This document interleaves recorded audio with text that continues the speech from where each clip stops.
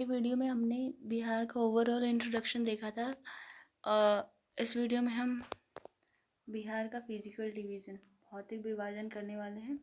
ठीक है, तो चलिए शुरू करते हैं। तो देखो, बिहार के फिजिक को यानी कि भौतिक स्वरूप को 3 भागों में मेनली बांटा जाता है।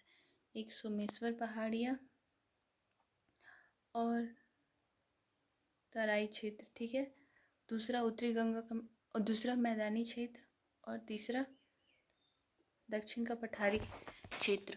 देखो क्या होता है, सोमेश्वर पहाड़ी, तराई क्षेत्र और ताराई क्षेत्र, उत्तरी गंगा का मैदान जिसको 2 भागों में फिर बांटते, उत्तरी और दक्षिणी, और फिर दक्षिणी पर्वत, पहाड़ी और पठारी क्षेत्र। ठीक है, तो अब आगे इनके बारे में स्टडी करते हैं। ये रहा मैप। ठीक है, तो चलिए शुरू करते हैं।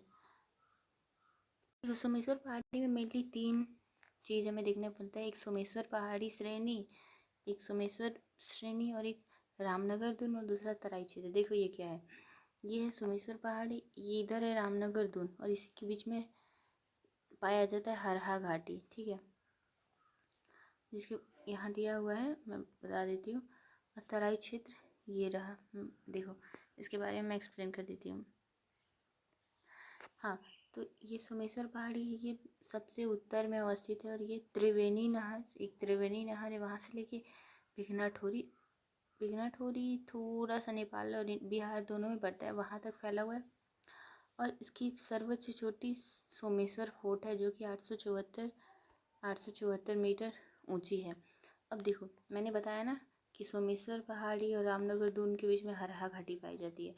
तो ये हरहा घाटी है, ये दोनों के बीच में अवस्थित है। ये लगभग 24 किलोमीटर लंबी है। रामनगर दून ये सबसे दक्षिण में अवस्थित है और इसका सबसे ऊंचा जगह है संतपुर, जो कि 238 मीटर है, और ये 874 मीटर है सोमेश्वर पहाड़ी का सोमेश्वर फोर्ट। ठीक है, अब सोमेश्वर पहाड़ी में कुछ दर्रे भी पाए जाते हैं, जिसको देख लेते हैं। तो ये है सोमेश्वर दर्रा, जो कि तूरी पानी नदी द्वारा बना हुआ है, बिघनाठोरी दर्रा जो कि कुड़ी नदी द्वारा बना हुआ है, और मरबत दर्रा जो कि हरहा नदी द्वारा बना हुआ है। ठीक है, अब तराई क्षेत्र ये तो पता ही है कि उत्तर में जितने भी है ना, इधर पूर्वी चंपारण, सीतामढ़ी, मधुबनी, अररिया, किशनगंज। ठीक है, तो ये सब में थोड़ा थोड़ा नेपाल से सटे क्षेत्र में तराई एरिया पाया जाता है, यानी कि दलदली ये मैदान ही होता है, लेकिन थोड़ा दलदली टाइप का होता है। ठीक है, उसे तराई क्षेत्र बोलते हैं। अब आते हैं उत्तरी बिहार का मैदान। ठीक है,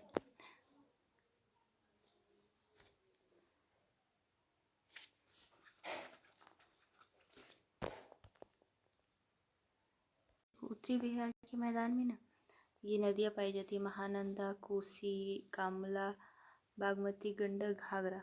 तो ये रही महानंदा, ये कोसी और इसी की एक सहायक है कमला, फिर ये बागमती जो कि बूढ़ी गंडक की सहायक है, फिर गंडक और ये घाघरा।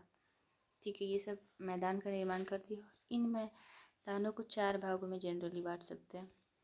एक तराई और उपतराई क्षेत्र, जिसमें थोड़ा बहुत भाबर क्षेत्र पाया जाता है। एक्चुअली भाबर क्षेत्र बिहार में पाया नहीं जाता है, बस वाल्मीकि नगर है ना वैश्व चंपारण का, वहीं पे थोड़ा बहुत पाया जाता है, तो इसको जनरली काउंट नहीं करते। तराई और उपतराई क्षेत्र पूरे नेपाल से सटे हुए नॉर्थ बिहार में पाया जाता है। बांगर भूमि वो होता है जो पुरानी जलोढ़ मिट्टी पाई जाती है, यानी कि यहाँ पहले जलोढ़ मिट्टी होती थी, बाढ़ आती थी, लेकिन अब बाढ़ नहीं आता है क्योंकि उनके इकट्ठा होने से ये ऊंची भूमि हो चुकी है। और खादर भूमि जहाँ पे हर साल बाढ़ आता है। और चौर वो क्षेत्र होता है ना जहाँ पे बरसात के मौसम में सारा टाइम पानी भरा रहता है।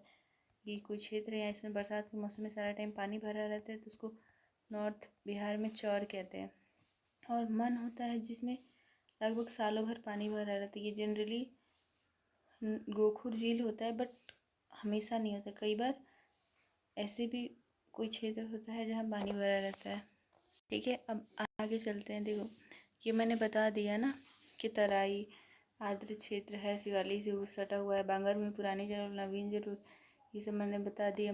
उत्तरी गंगा के मैदान में ये निम्न भूमि जहाँ वर्षा के समय पानी भरा रहता है, ये भी मैंने बता दिया। और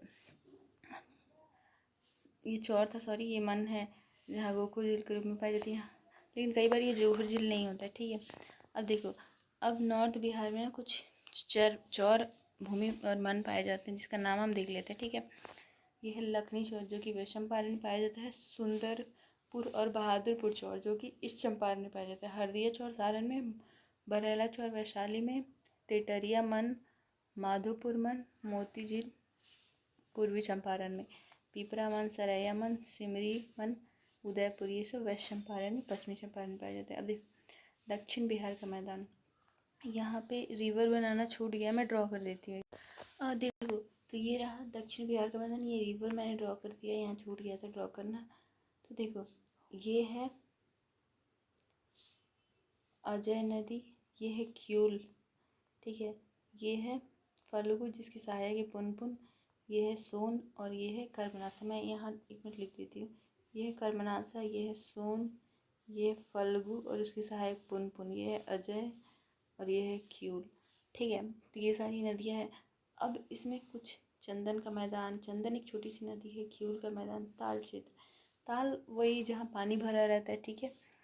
और मध्य दक्षिण बिहार का मैदान, यानी कि मध्य दक्षिण बिहार का मैदान ये बोलते हैं इसको, ठीक है।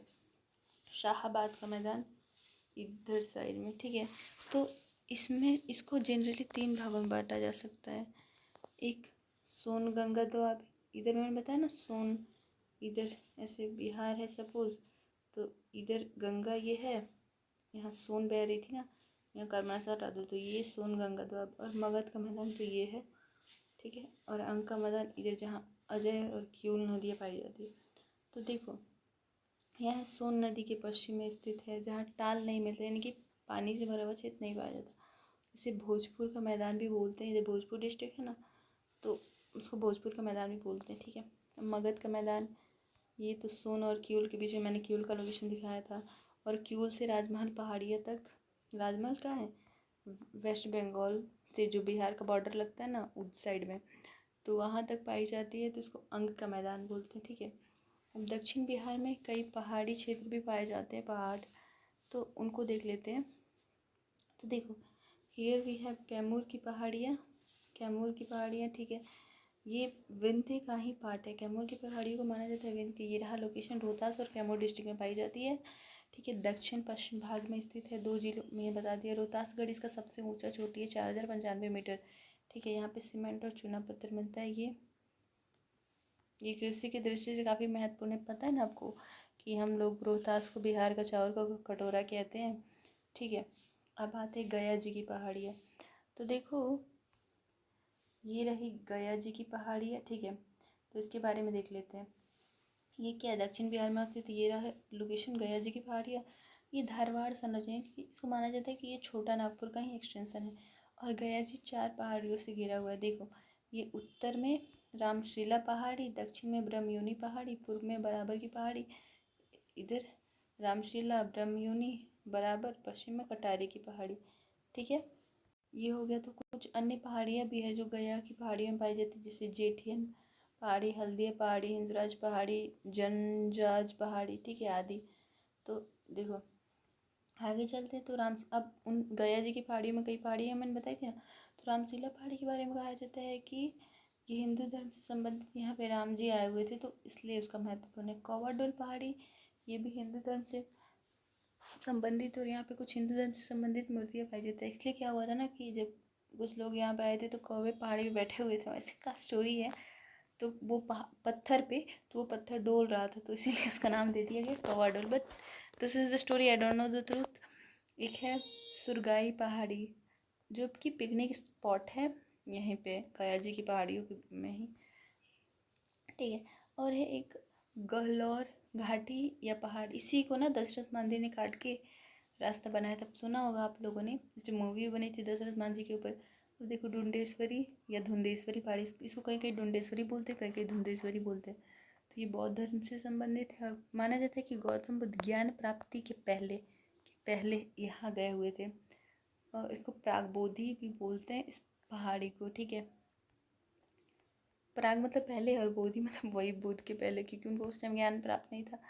देखो, अब आते हैं गुरुपा हिल्स या गुरुपद हिल्स या कुकुटपद हिल्स भी इसको बोलते हैं। ये बौद्ध और हिंदू धर्म से दोनों से संबंधित है। ये महाकश्यप आपने सुना होगा, बौद्ध संगति से रिलेटेड है। इनको निर्वाण यहीं पे प्राप्त हुआ था और माना जाता है कि विष्णु जी यहीं पे आए हुए थे, तो उनका पद चिन्ह माना जाता है कि यहीं पे है। तो ये रहा। अब आते हैं राजगीर गिरिया की पहाड़ी। ये तो सब सुने होंगे, राजगीर की पहाड़ी काफ़ी फेमस है और नालंदा जिले में स्थित है। धारवाड़ श्रेणी की है ये भी, मतलब छोटा नागपुर का एक्सटेंशन माना जाता है। ठीक है, अब देखो इस राजगीर की श्रेणी है। श्रेणी यानी कि कई सारी पहाड़ियाँ पाई जाएंगी, तो उन श्रेणियों को दो भागों में बांटा गया। एक वैभारगिरी की पहाड़ी और एक सोनागिरी की पहाड़ी। वैभारगिरी की पहाड़ी में क्या हुआ था ना कि वैभवगिरी यहाँ पे बौद्ध संगति हुई थी और सप्तकर्णी गुफा भी यही है जिसको बौद्ध धर्म से संबंधित है। देखो राजगीर जो है ना एरिया, वो 5 पहाड़ियों से घिरा हुआ है। रत्नागिरी, विपुलगिरी, उदयगिरी, सोनगिरी, वैभवगिरी। रत्नागिरी, विपुलगिरी, उदयगिरी, सोनगिरी, वैभवगिरी। रत्नागिरी पे ही ना गिद्धा कुंड चोटी है जिसको माना जाता है बिम्बिसार, वही मगध का संस्थापक उससे संबंधित है। यही मगध का संस्थापक था। अब विपुलगिरी पहाड़ी ये, इस पे शांति स्तूप है। आप लोगों ने सुना होगा ना, राजगीर का शांति स्तूप जो जापान की मदद से बना था, वो विपुलगिरी पहाड़ी पर ही, और सप्तकर्णी गुफा भी विपुलगिरी पहाड़ी पर ही है। ठीक है, अब आगे चलते हैं। अब ग्लास ब्रिज काफ़ी फेमस है बिहार का, मतलब राजगीर का, तो वैभवगिरी पहाड़ी पर है जो कि 750 फीट ऊंचा है। और राजगीर की पहाड़ी वैभवगिरी और रत्नागिरी के बीच में है। I am not talking about Rajgir, I am Rajgir की पहाड़ी वैभवगिरी और रत्नागिरी के बीच में, और राजगीर 5 पहाड़ियों से घिरा हुआ है। ठीक है, रत्नागिरी, विपुलगिरी, उदयगिरी, सोनगिरी और वैभवगिरी। ठीक है, अब आगे चलते हैं। अब आता है नवादा, क्यूल और बांका की पहाड़ियाँ। इस साइड में पाई जाती है। इधर है ना नवादा, क्यूल, नवादा, बांका इधर ही है, तो इस क्षेत्र में पाया जाता है। ठीक है, इसका विस्तार खड़गपुर तक है। इधर खड़गपुर है ना, उधर तक है। और जमुई में भी ये पहाड़ियाँ स्थित है। ये त्रिभुजाकार पहाड़ी है खड़गपुर की पहाड़ी, और माना जाता है बिहार में कोई सर्वाधिक पुराना है ना, तो इधर एक खड़गपुर की पहाड़ी है वो है। और ये जमुई से लेके जमालपुर तक उसका विस्तार है। ठीक है, और ये क्वार्टजाइट चट्टान की बनी है, पता ना, quartzite is a Archean metamorphic चट्टान। और ये गिद्धेश्वर की पहाड़ियाँ भी इसी के दक्षिण में, खड़गपुर की पहाड़ियों के दक्षिण में है। यहाँ पे कुछ अन्य पहाड़ियाँ भी है, जैसे शेखपुरा की पहाड़ी, मंदार पर्वत। ये हिंदू धर्म पर ना वो हुआ था समुद्र मंथन, तो माना जाता है कि मंदार पर्वत पर ही हुआ था, मतलब इसकी सहायता से हुआ था, जिसके बाद शंकर जी ने विष पिया था। चकाई पहाड़ी जमुई में यही है। बांकिया पहाड़ी भी इधर ही है। अब देखो नवादा की पहाड़ी हम देखते हैं ना, नवादा की पहाड़ियों में कुछ नाम आते हैं, जिस इधर ही काकुलत मुहाना वो सब है। दुधवा शाही पहाड़ी, महावहार पहाड़ी, श्री गिररखी पहाड़ी, टिकटिकुआ श्रृंखला, ये सब नवादा की पहाड़ियों के अंदर आती है। ठीक है, so that's it for the video. Thank you for watching and please let me know in the comment section कि आपको कैसी लगी। Bye.